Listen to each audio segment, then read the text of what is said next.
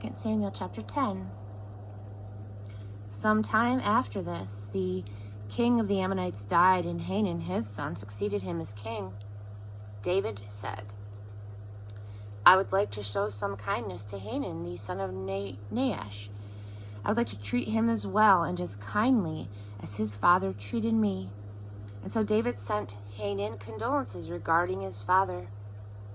But when David's servants got to the land of the Ammonites, the Ammonite leaders warned Hanun, their head delegate. Do you suppose for a minute that David is honoring your father by sending you comforters?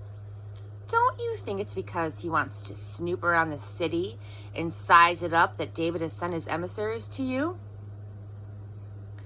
And so Hanun seized David's men, shaved off half of their beards, cut off their robes halfway up their buttocks, and sent them packing. When all of this was reported to David, he sent someone to meet him, for they were seriously humiliated. The king told them, Stay in Jericho until your beards grow out. Only then come back. When it dawned on the Ammonites that, as far as David was concerned, they stunk to high heaven, they hired Aramean soldiers from Beth Rehob and Zobah, 20,000 infantry, and 1,000 men from the king of Maacah, and 12,000 men from Tob. When David heard of this, he dispatched Joab with his strongest fighters in full force. The Ammonites marched out and arranged themselves in battle formation at the city gate. The Arameans of Zobah and Rehob and the men of Tob and Maacah took up a position out in the open fields.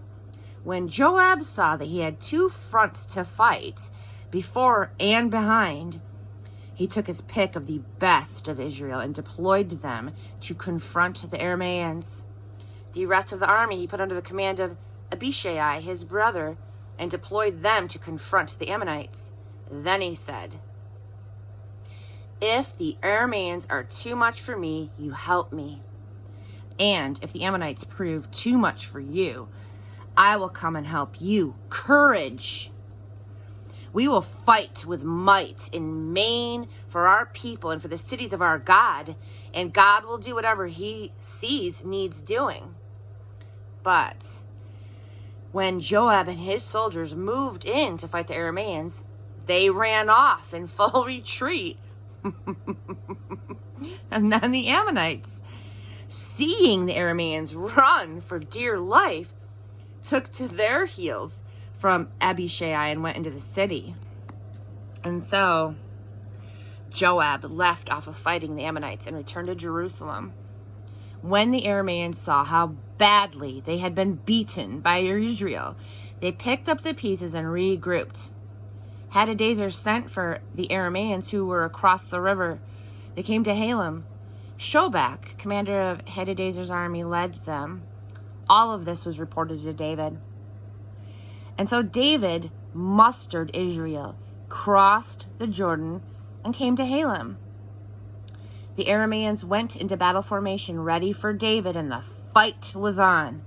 But the Arameans again scattered before Israel. David killed 700 chariot drivers and 40,000 cavalry. And he mortally wounded Shobak, the army commander who died on the battlefield.